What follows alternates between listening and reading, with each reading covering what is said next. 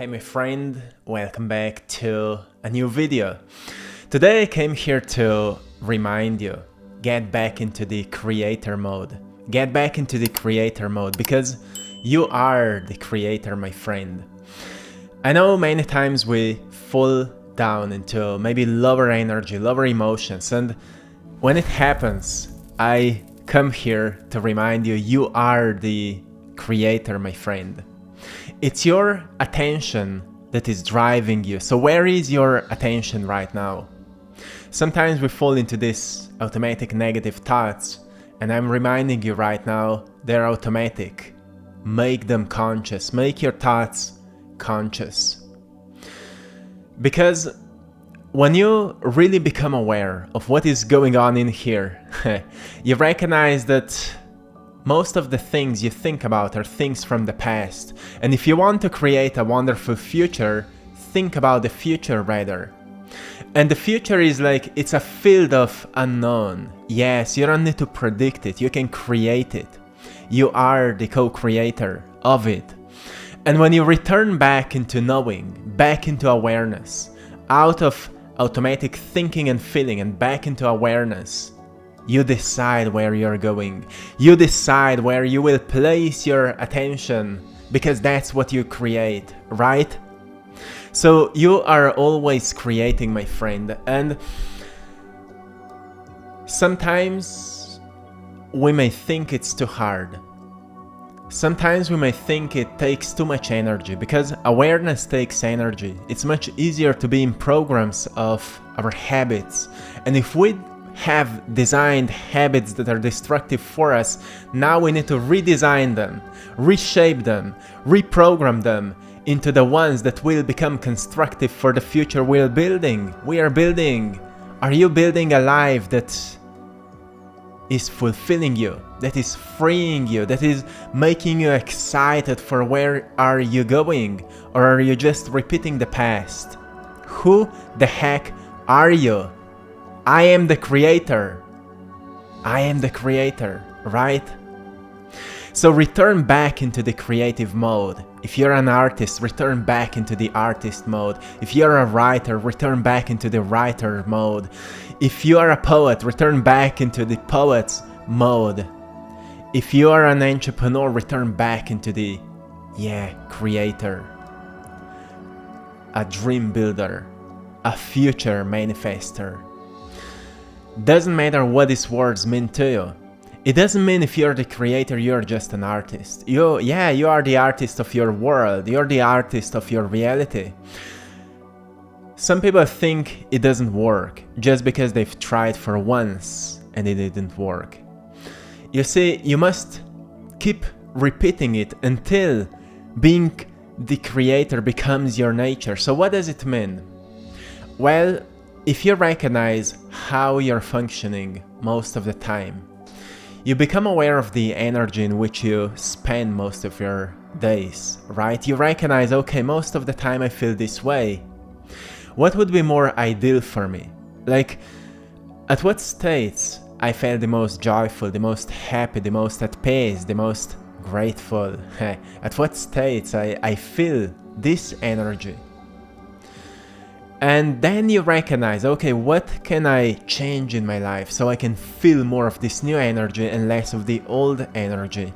And you will notice, okay, certain patterns keep me in this old energy. And then if you look around you, you will notice that this life is actually maintained with this energy. These people are maintained with this energy. These limitations and all of that, it's all maintained with this old energy. And you've experienced that before. You've changed your energy, something exciting happened, or you've been traveling to new places and suddenly more good things started happening to you. But because it never became your nature, you've fallen back into the old energy. It's training, my friend. It's training. So you are always creating, and when you forget that, you may ask yourself, why I've created this, whatever. Only so reality would teach you. You've made it. You've made it. So return back into responsibility. Okay, from now on, I'm living more in the memories of the future I'm creating than the memories of the past. Sure, you live more in the present moment. You teach yourself to live in the present moment, but also in the memories of the future. Because look, if, when you're living your life and when you become aware, you recognize that most of the time you feel something. So what do you feel? You feel something that's familiar to you. Because somewhere in the past, something happened to you that made you feel this way. And then you've been repeating these memories and thoughts, and you stayed feeling this way until today. You're still feeling it. So what is happening in your body? Mentally, with your attention, you're returning back to the past. And you're feeling it emotionally, like it would be present. And when you look around, you just reaffirm why you should feel this way. But creative people, we get excited by a certain vision of the future. We get excited by something that doesn't exist yet, but we know we can make it happen. We know we can create it if we stay true to it. So we experience a sense of inspiration for it. Like when you're writing down your goals and visions, you experience a sense of inspiration for it, enthusiasm, drive, and passion for it. And when you experience this new fiery energy, it starts driving you into a new timeline. You recognize there's a timeline of your past that's just repeating same experiences. And there's the timeline of your future that has everything you ever wanted. You're not waiting it to happen. You're walking towards it with clear, unconditional trust and belief that it will unfold because you're walking towards it. You know that if you place a certain destination on the map in the navigation, you know you will get there. You have a 100% belief, strong, unconditional belief that you will get there. With manifestation, it's the same. We create everything we set for ourselves. So you must know that your attention is like a paintbrush. Wherever you place it, that's what you paint. Oh yeah, that's what you create. So let me remind you right now in this moment, doesn't matter where your mind was, may it be right here, right now. Ancient philosophers knew, wherever you go, you always take yourself with you. Wherever you go, you always take yourself with you. There's a Chinese proverb that says, or maybe Japanese, I think it's Chinese, that says, wherever you go, there you are.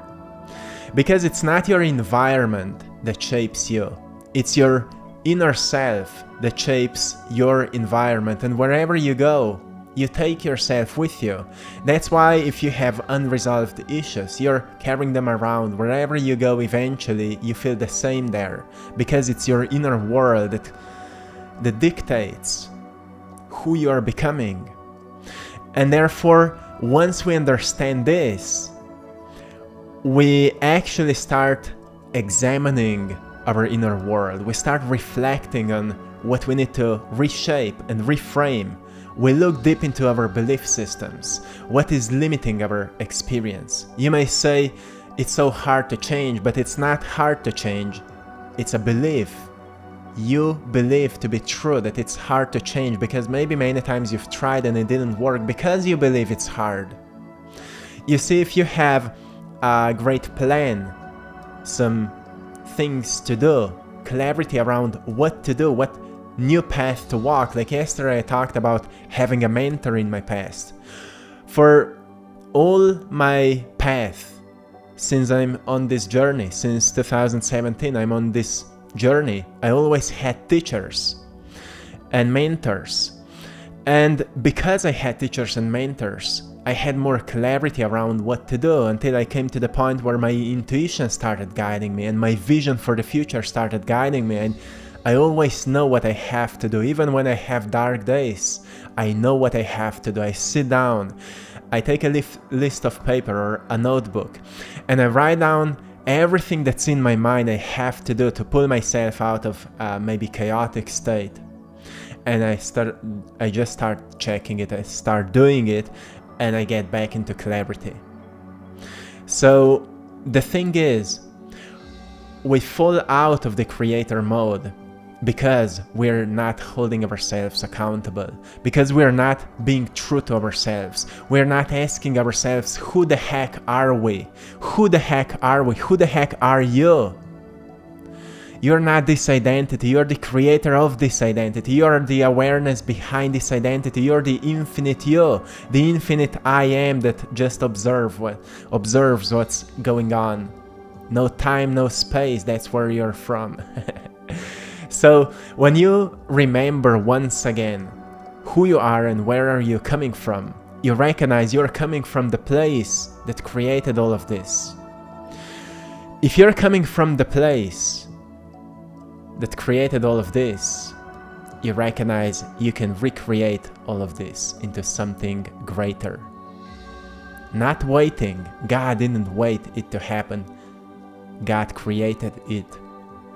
So it happened. And once you remember this, you live more in this knowing.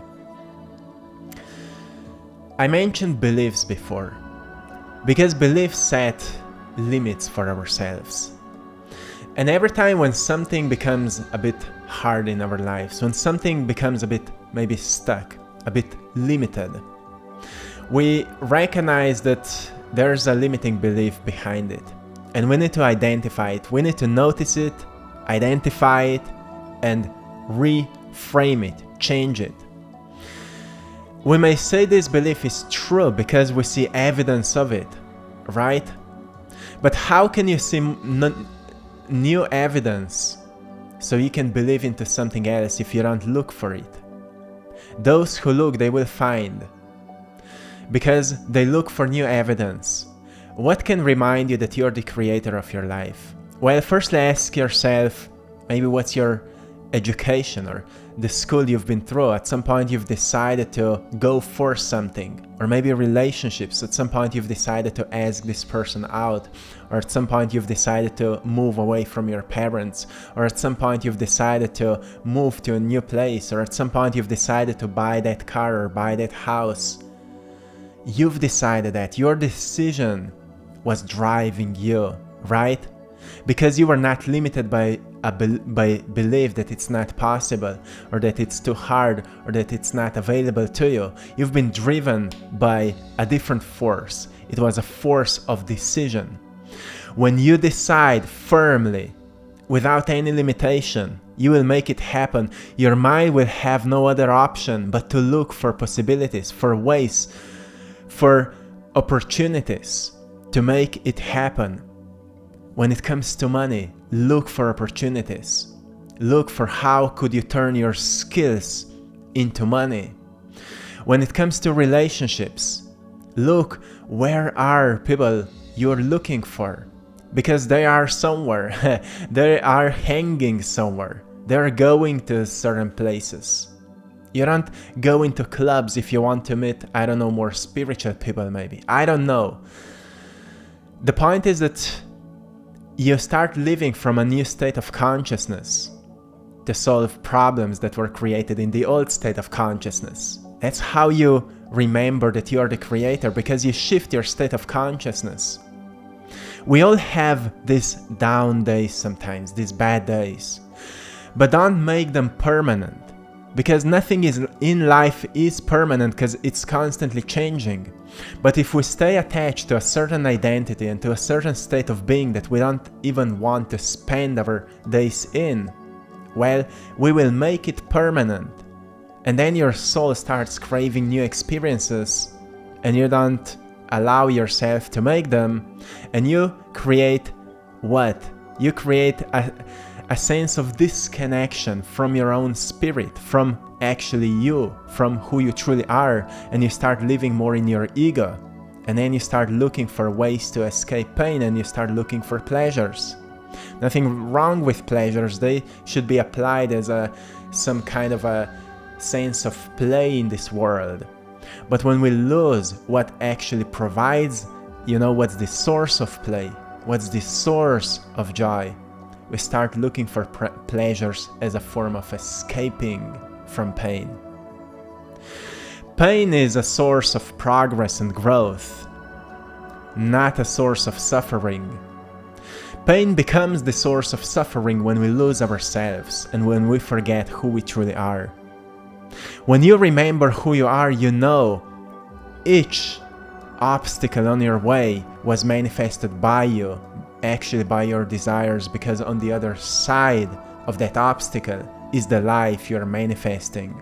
So you start avoiding the obstacles, you start climbing over them, because on the other side of it there's a new life. There's always the river of change, or the mountain of change that you need to pass through, or you need to climb over it to get on the other side. That's what we call overcoming ourselves. We firstly find a new idea we want to manifest. We find clarity around who we want to become.